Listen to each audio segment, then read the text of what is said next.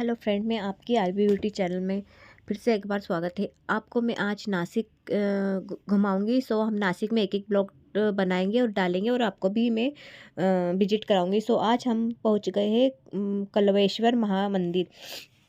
तो ये शिव जी का एक लौता मंदिर है। यहाँ पर शिव जी के सामने नंदी जी आपको नहीं दिखेंगे, क्योंकि शिव जी के हाथ एक ब्राह्मण हत्या का पाप हुआ था।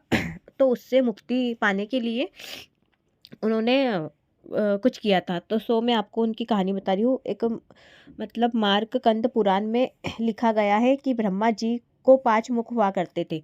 तो एक दिन भगवान की सभा बैठी, उसमें विष्णु भगवान की निंदा कर दी ब्रह्मा जी ने।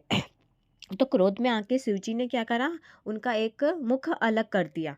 तो शिव जी को ब्रह्मा जी का हत्या का पाप चढ़ गया। वो पाप को हटाने के लिए पूरे ब्रह्मांड में घूमते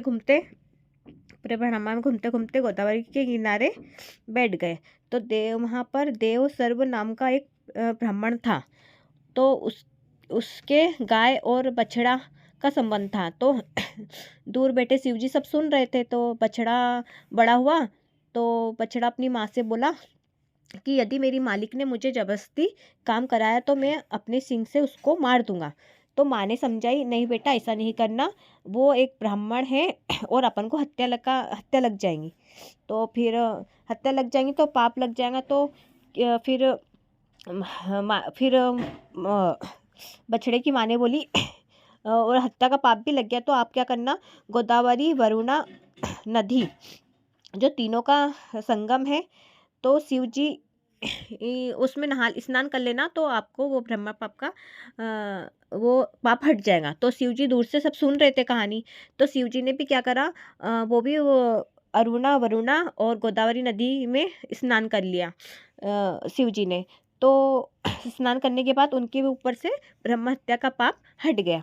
तो फिर ऐसे जो हुआ कि जब नंदी जी उनके सामने आए शिव जी के सामने, तो शिव जी ने बोला, आप मेरे गुरु हो, क्योंकि आपने मुझे मार्गदर्शन दिखाया और मेरे सर पे से हत्या का पाप धुल गया।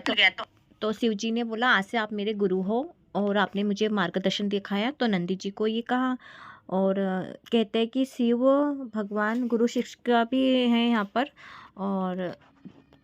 और ये यहाँ पर जो नदी है तीनों का संगम है, तो बहुत पवित्र नदी है ये। तो स्नान जरूर करना चाहिए, फिर दर्शन करना चाहिए।